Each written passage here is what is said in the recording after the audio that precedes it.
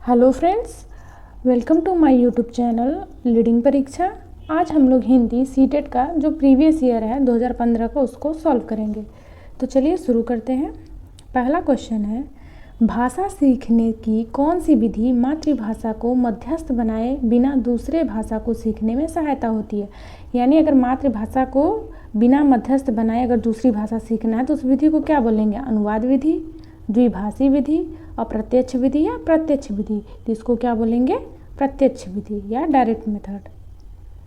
Next, भाषा शिक्षण में खेल का सर्वाधिक महत्वपूर्ण स्थान है क्योंकि भाषा शिक्षण को कम श्रम करना पड़ता है, खेल भाषा को विस्तार देते हैं, खेल में आनंद आता है या खेल में शारीरिक विकास होता है। तो इसका राइट आंसर हो जाएगा खेल भाषा को विस्तार देते हैं।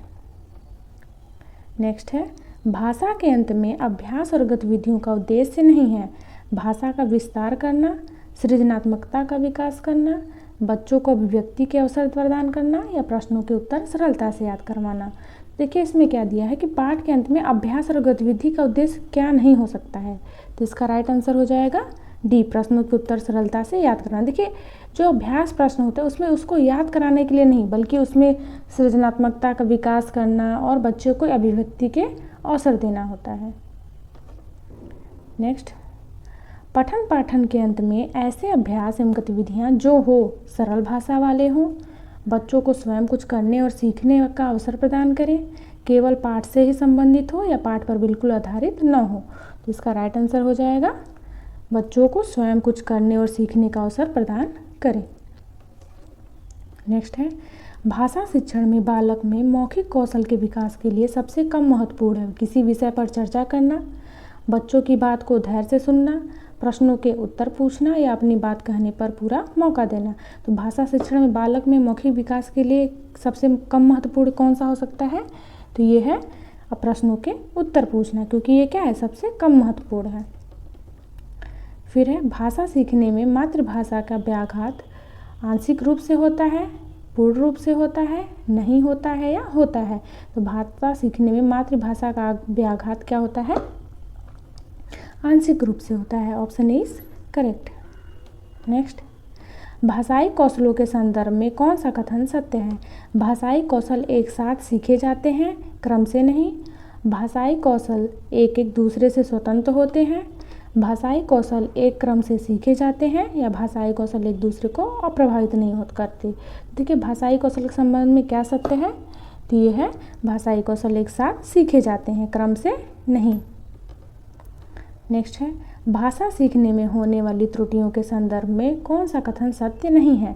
त्रुटियां सीखने सिखाने की प्रक्रिया का अभिन्न अंग है, त्रुटियां अस्थायी होती हैं, भाषा सीखने में होने वाली त्रुटियां स्थायी होती हैं, भाषा सीखने में होने वाली त्रुटियां यह समझने में मदद करती है कि बच्चे के मस्तिष्क में क्या चल रहा है। तो राइट आंसर हो जाएगा सी, भाषा सीखने में होने वाली त्रुटियां स्थायी होती हैं। ये क्या है? सत्य नहीं है। ठीक है, क्योंकि भाषा सीखते समय त्रुटियां होंगी तो उसका सुधार भी होगा। नेक्स्ट है, एक प्राथमिक शिक्षक के रूप में आप सतत एवं व्यापक आकलन करते समय किसे सर्वोपरि मानते हैं? कठिन शब्दों का श्रुत लेखन, लिखित प्रश्न पत्र, पाठ से देखकर सुलेख लिखना या बच्चों द्वारा विभिन्न संदर्भों में भाषा प्रयोग की क्षमता। तो इसका राइट आंसर क्या हो जाएगा? बच्चों द्वारा विभिन्न संदर्भों में भाषा प्रयोग की क्षमता।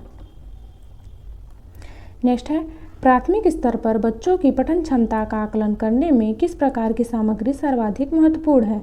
आतंकवाद पर आधारित निबंध, बाल साहित्य की कोई संवादात्मक कहानी, पाठ्यपुस्तक या औपचारिक पद।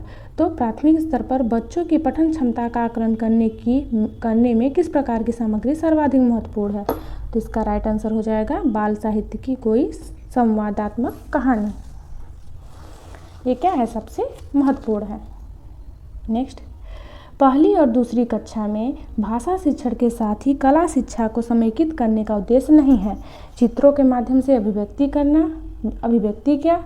बच्चों द्वारा आनंद की प्राप्ति विकास, बच्चों के लेखन में परिपक्वता लाना या बच्चों की रचनात्मकता का विकास। तो पहली और दूसरी कक्षा में भाषा शिक्षण के साथ ही कक्षा शिक्षा को समेकित करने का उद्देश्य क्या नहीं है? तो इसका राइट आंसर हो जाएगा बच्चों के लेखन में परिपक्वता लाना। ठीक है। नेक्स्ट है, प्राथमिक स्तर पर बच्चों की घर की भाषा को अपनी कक्षा में स्थान देना जरूरी है, क्योंकि घर की भाषा सरल होती है, बच्चों ने अभी पूर्णता नहीं सीखी है, बच्चे की भाषाई पूंजी है या मानक स्वरूप लिए होती है। तो प्राथमिक स्तर पर बच्चों की घर की भाषा को कक्षा में स्थान देना जरूरी क्यों है? क्योंकि यह बच्चे की भाषाई पूंजी है। नेक्स्ट, भाषा सीखने सिखाने के संदर्भ में गृह कार्य का उद्देश्य होता है सीखने को विस्तार देना, अभिभावक को प्रसन्न करना या बच्चे को कार्य में व्यस्त रखना या कापियाँ भरवाना। तो भाषा सीखने सिखाने के संदर्भ में गृह कार्य का उद्देश्य क्या होता है? ये होता है सीखने को विस्तार देना। नेक्स्ट, भाषा अर्जन के संबंध में कौन सा कथन सत्य है? भाषा सीखना एक उद्देश्य होता, समाज सांस्कृतिक परिवेश के अनुसार अर्थ ग्रहण की प्रक्रिया स्वाभाविक होती है, भाषा अर्जन में बच्चों को बहुत अधिक प्रयास करना पड़ता है, या भाषा अर्जन में किसी अन्य भाषा का व्याघात होता है। तो इसका राइट आंसर हो जाएगा समाज सांस्कृतिक परिवेश के अनुसार अर्थ ग्रहण की प्रक्रिया स्वाभाविक होती है। ठीक है, ये क्या है? सत्य है।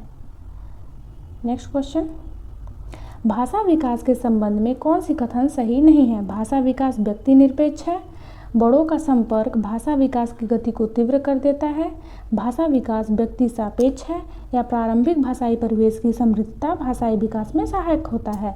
तो भाषा विकास के संबंध में कौन सा कथन सही नहीं है? तो इसका राइट आंसर हो जाएगा भाषा विकास व्यक्ति निरपेक्ष है। ठीक है, ये क्या है? सही नहीं है। बाकी ये सब क्या है? सही है। नेक्स्ट देखिए, ये गद्यांश है। हम लोग क्वेश्चन देखते हैं, आप लोग गद्यांश पढ़ सकते हैं। क्वेश्चन देखते हैं। क्षितिज किसे कहते हैं? जहाँ धरती और आसमान मिले हुए दिखाई देते हैं, जहाँ धरती और आकाश आस पास होते हैं, जहाँ तक धरती दिखाई पड़ती है, या जहाँ से धरती और आकाश दिखाई पड़ते हैं। तो क्षितिज किसे कहते हैं? ये जहाँ धरती और आसमान मिले हुए दिखाई देते हैं। Option A is correct. Next, यदि किसी और छोर नहीं है तो उसके बहुत से सिरे हैं, उसका सिरा नहीं मिलता, उसकी सीमा नहीं है, या उसका विस्तार अधिक है। तो यदि किसी का और छोर नहीं है तो इसका मतलब क्या है? कि उसकी सीमा नहीं है। Option C is correct. फिर है, फिट और इंसान शब्द हैं देशज, आगत, तत्सम या तद्भव। तो फिट और इंसान शब्द कैसे हैं? ये है आगत शब्द। ठीक। नेक्स्ट है, बर्नार्ड शॉ ने जीवन की उपमा किससे दी है? पढ़ी जा रही पुस्तक से, खुली पुस्तक से, सभी जीवों से, या क्षितिज से। तो बर्नार्ड शॉ ने जीवन की उपमा किससे दी है? तो ये खुली पुस्तक से दी है। फिर, हम बहुत बड़ा अन्याय कर रहे होते हैं यदि किसी से दुश्मनी रखते हैं, किसी को लूट लेते हैं, किसी को टिकने नहीं देते, या किसी को जीने का अधिकार नहीं है। हम बहुत बड़ा अन्याय कर रहे होते हैं यदि किसी को जीने का अधिकार नहीं देते हैं। नेक्स्ट, प्रकृति और खुला आसमान बता रहे हैं कि सबको निडर बने रहना चाहिए, मनमर्जी करने का हक है, प्रकृति से प्रेम करना चाहिए, या जीने का हक है। तो प्रकृति और खुला आसमान बता क्या रहे हैं? कि हमें जीने का हक है। नेक्स्ट, आसमान हमें दिखाता है रक्षा करने का वचन, साथ साथ रहने का अनुशासन, भय से छुटकारे का आश्वासन, या भयभीत न करने का आग्रह। तो आसमान हमें क्या दिलाता है? तो ये हमें दिलाता है भय से छुटकारे का आश्वासन। Option third is correct. Next है, किस शब्द में एक प्रत्यय का प्रयोग नहीं किया जा सकता? भय, जीव, स्वभाव, या प्रकृति। तो किस शब्द में एक प्रत्यय का प्रयोग नहीं किया जा सकता है? तो वो है भय।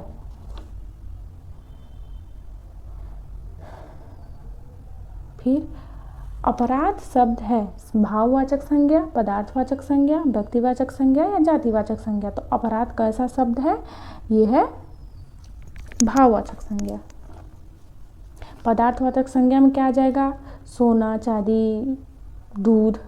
व्यक्तिवाचक संज्ञा में जैसे लड़का, लड़की, नहीं, व्यक्तिवाचक में नाम जैसे राम, श्याम, और जातिवाचक में लड़का, लड़की। फिर देखिए नीचे क्या है? पद्यांश दिया हुआ है। तो चलिए क्वेश्चन देखते हैं। चींटियाँ आपस में बातचीत कैसे करती हैं? छूकर, बोलकर, संदेशों से, या संकेतों से। तो चींटियाँ आपस में कैसे बात करती हैं? ये संकेतों से। नेक्स्ट है, ईर्ष्यालु किसे कहा जाता है? दूसरों से जलने वाला, सबसे घृणा करने वाला, पाने की इच्छा करने वाला, या कुछ भी न चाहने वाला। तो ईर्ष्यालु किसे कहते हैं? ये कहते हैं दूसरों से बोलने वाला। देखिए जो पद्यांश और गद्यांश होता है ना, इसके कुछ क्वेश्चन आप बिना पेजेस पढ़े भी आंसर दे सकते हैं। फिर है चींटियों के स्वभाव में नहीं है ईर्ष्या करना, संदेश पहुंचाना, दौड़ भाग करना या जीवन को परखना। तो चींटियों के स्वभाव में नहीं है, क्या नहीं है? ईर्ष्या करना। नेक्स्ट है बिखरी हुई चींटियां फिर से एकजुट कैसे होती हैं? पूर्वजों की गंध से, रास्ता टटोलने से, मित्रों के सहयोग से या शत्रुओं की चुनौती से। तो बिखरी हुई चींटियां फिर से जो एकजुट कैसे होती हैं? ये होती हैं पूर्वजों के गंध से। नेक्स्ट है मित्र और शत्रु के चेहरों को चींटियां पहचानती नहीं हैं, बिखेर देती हैं, भूल जाती हैं या याद रखती हैं। तो मित्र और शत्रु के चेहरे को चींटियां क्या करती हैं? ये याद रखती हैं। नेक्स्ट काव्यांश में मगर का अर्थ है केवल, परंतु, मगरमच्छ या घड़िया। तो काव्यांश में मगर का अर्थ क्या है? ये है परंतु। ठीक है, तो आज के लिए इतना ही क्वेश्चन।